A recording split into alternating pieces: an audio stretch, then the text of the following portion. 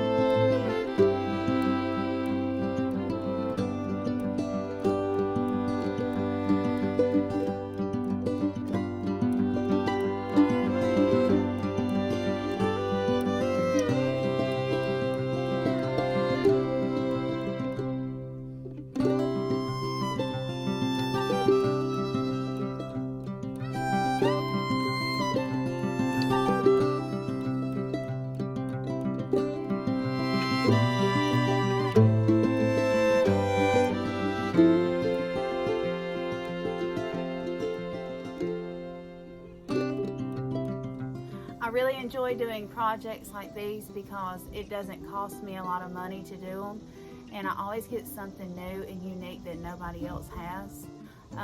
So let me know what you think down in the comments below.